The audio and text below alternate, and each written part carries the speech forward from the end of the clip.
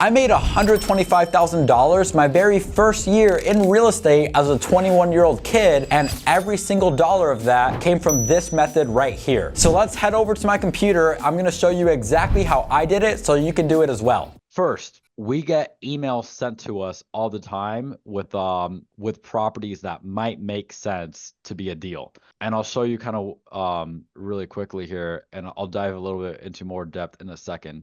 So we get all these emails here, and to be honest, I recently fired the guy that I had doing this. So typically this number is a lot less than 310 emails. But like I said, I just booted somebody, and I haven't replaced them just yet. So typically, you're not going to have this many emails to go through in one day. That sounds insane. But the point is, you get all these emails sent to you, and I also filmed the training on how to set it up so that all these emails get sent to you. If you needed me to, I could shoot that training over to you, but that could be a different topic. So you get all these emails sent to you. Once that happens, the first step in the whole process is to comp the property, which you guys have already learned how to comp properties. We talked about that like 2 weeks ago. I can shoot over the recording if you needed it or whatever. But first thing, you're going to go ahead and comp the property. From there, one of two things is going to happen. Okay. So the scenario that we always want is to find the property and you see that it is listed at a price that is close to being a deal.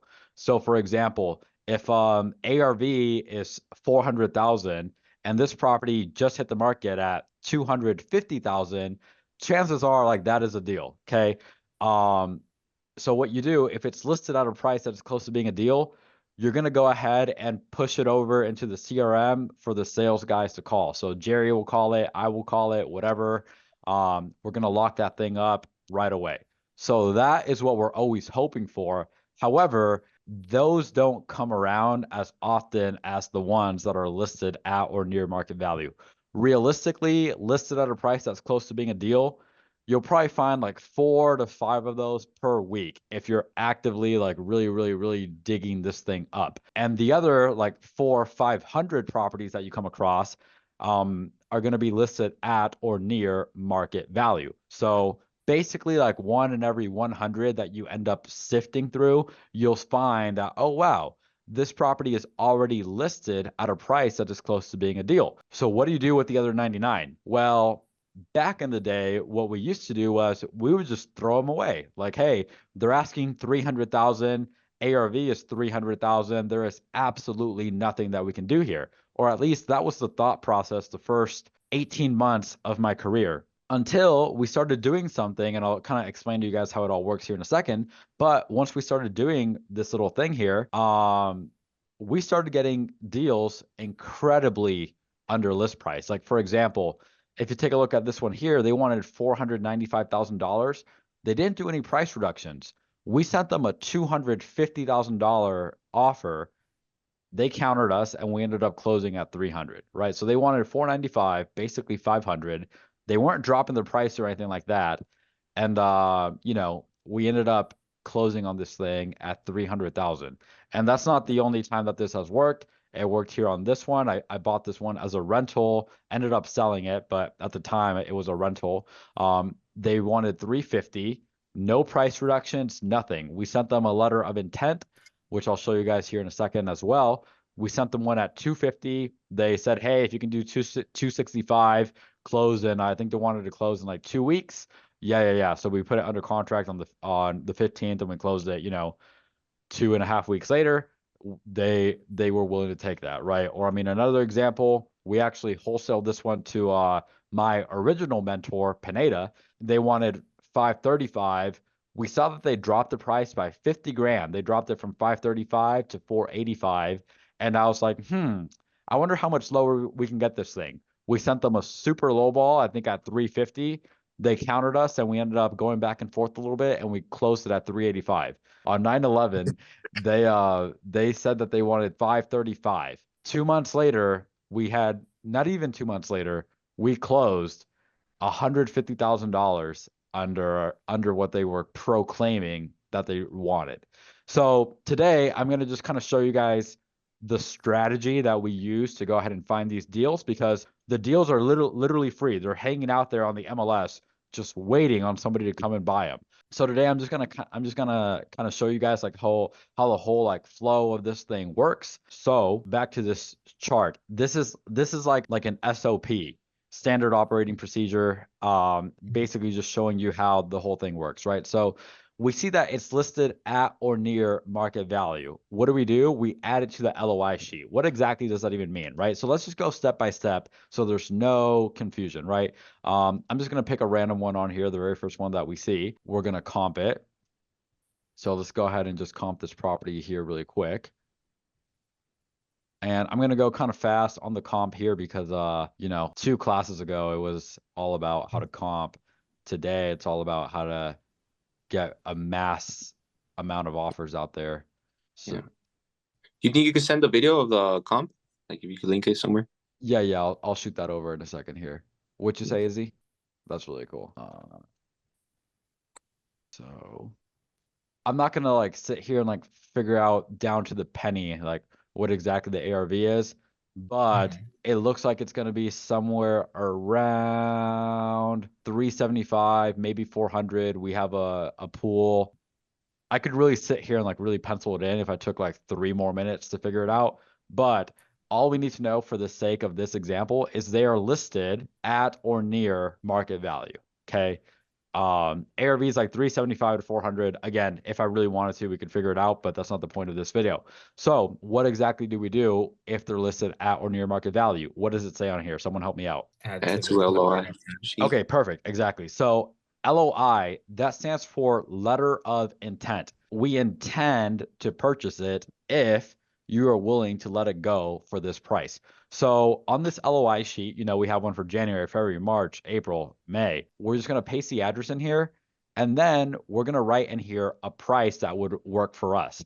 So in this case, I mean, I've done literally thousands of these. I don't really need to put it in the calculator, but for the sake of example purposes, I'll just go ahead and run it in the calculator anyway. So let's just say we have like a 375 ARV. Rehab on that property, a full rehab is probably 60 grand. Yeah, I mean, at 150, I would love it at 150, but that's not too realistic. So 210, I mean, even 210, 225. I would pay 225, 230, 240. I think my max on this thing, if ARV is 375, I would probably pay no more than like 240. If ARV is 400, then obviously I could shoot out a little bit more, but I'd rather be conservative, for the time being. So if I know I can pay 240 for it, I'm just going to submit an offer at 225. Okay. So all I do there, my job is done as it relates to this. Like my job is I'm done. Okay. I'm moving on to the next property. I'm going back to my emails. We already comped this one right here. Now I would just go ahead and comp this one. But how does it go from like this LOI sheet to a potential deal? Like what on earth needs to happen? So let's take a look at our flow chart once again. We've already comped it. We already determined that it was listed at or near market value. We added it to the LOI sheet. Next, the VA, our virtual assistant out in the Philippines, shout out to Keekers, she is going to send the listing agent a letter of intent. Really quick interruption. So after I filmed that video, I actually found a new company that sends the LOIs out for you. So you do not have to go hire a VA to send them out for you anymore. And this company, you can also mass text, mass email, do cold calls. It's a CRM. There's a whole lot you can do with it. You'll have to pay $3,500 to get it set up originally, plus a $497 monthly fee. But if you sign up with my link, you will get that $3,500 fee waived completely, and they will literally just copy and paste my setup onto your account. So go ahead and click on that link below, and it'll save you a ton of money. So what exactly does that whole flow, what does that look like? Like how does that work? What do we do here? Okay, here's an example of our letter of intent, right? So it says, hey, hope this email finds you well, or whatever. Name of the company is interested in the purchase of your listing at blank. So right here, all she does, we use Adobe Reader on the computer, and it just allows her to punch in the address here on the PDF. And right here, she just punches in the price that we had put in here.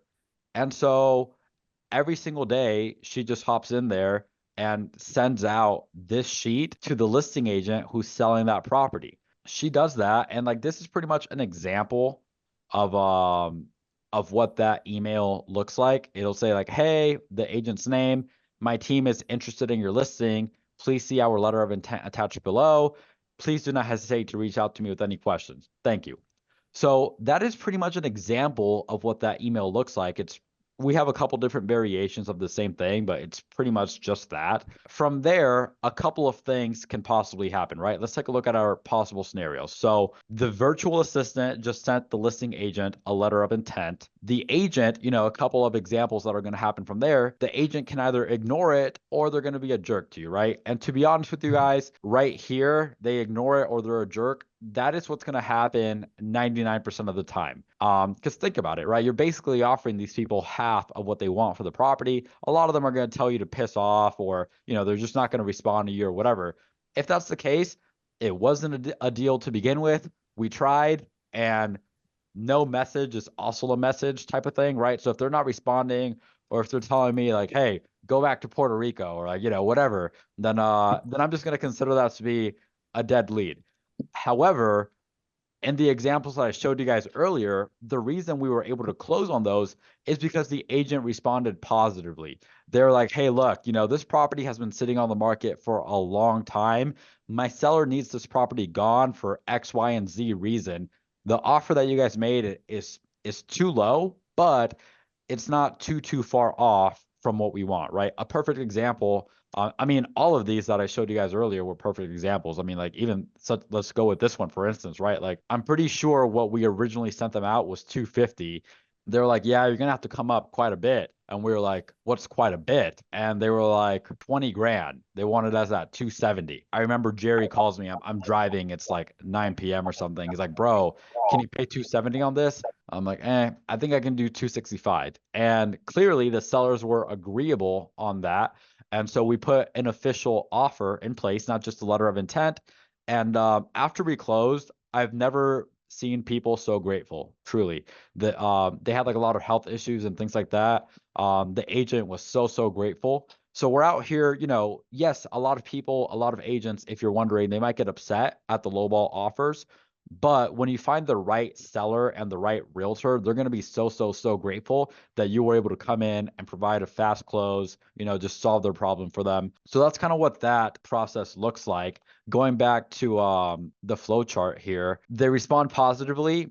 It all leads back to the same thing that would have happened if the property was listed at a price that's being close to a deal. So let's say, for example, I'm going to totally do like an inspect element here. I wonder if I can do that. I haven't done it in so long.